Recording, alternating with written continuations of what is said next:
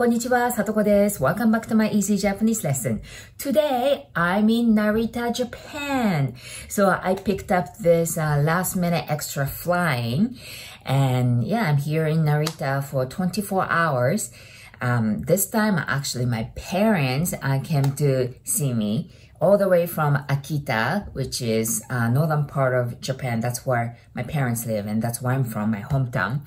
So my parents had to take a flight to Haneda, Tokyo, and then they took a bus, about 1 hour bus ride to Narita, and then yeah, they stayed overnight. We went for a nice dinner at Izakaya last night, and we had such a great reunion. It was a great time, and I really appreciate them. So I wanted to share the photo, the photo of the dinner with my parents last night. Here it is.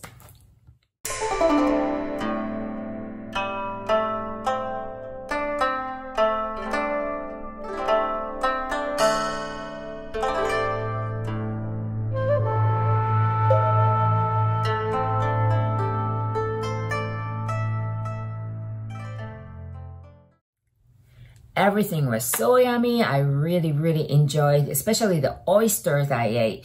It was so nice. So I was talking to my parents about the tipping customs in North America and in Europe and stuff last night. And that kind of led me to today's lesson. It's a bit of a different lesson, but I want to introduce you guys to tipping in Japan. So tipping in Japan is not customary. So when you come to Japan, it's not necessary. And then I think that this not customary thing, that's because of the Japanese culture. So Japanese culture is rooted in dignity and respect and hardworking. So that's why probably because of the dignity, they don't want you to leave extra money, you know, tipping and stuff for their work. But yeah, so normally when you come to Japan, don't leave any tip, okay? So the taxi drivers or restaurants or hairdressers, no tip whatsoever. And many cases, not many cases, extreme cases, they might take offense to it. Like, especially if you just give them like $1 and stuff, they would be like, how dare them leaving this little money? So you don't have to leave any tips normally, okay? But there are sometimes some cases that you should leave tips. And this is a part many people actually don't know. So the cases would be the tour guide. So a few years ago, I went to Okinawa, the southern part of Japan, with my parents, and we hired a taxi driver for 3 days. And at the end of the third day, my parents give the driver some tip, which isn't like $1 or $2. It was more like $100, you know.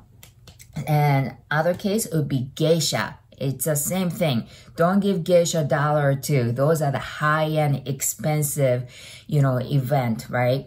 So, you know, but those are the case that you should. And high-end ryokan. Do you know what ryokan is? So ryokan is a Japanese-style hotel, like with the tatami floors and all that, or high-end restaurant. So you give tips to a specific person who served you. And then again, it's not going to be $1 or $2, okay? Now, how and how much? So how is pretty specific. It has to be in the envelope. So if you are going to hire a tour guide, or if you're going to go to high-end ryokan or high-end restaurant, you might want to carry on an envelope, okay? And then how much? So it's going to be a minimum, I would say, about 3,000 yen, which is about $30. But most of the cases, it's about 5,000 yen, which is about $50, to 10,000 yen, which is about $100. So this would be kind of like a norm price for those kind of people. So, and then again, it's going to be in the envelope. None of those shaking hands and giving money, okay? So this was the tipping in Japan.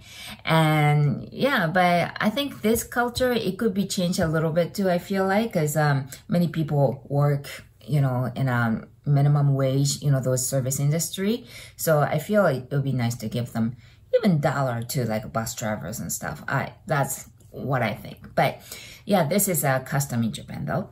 Alright, so today's lesson once again was tipping in Japan. Thank you for watching, guys. どうもありがとうございました。If you still haven't, please subscribe. And if you like, please press the like button.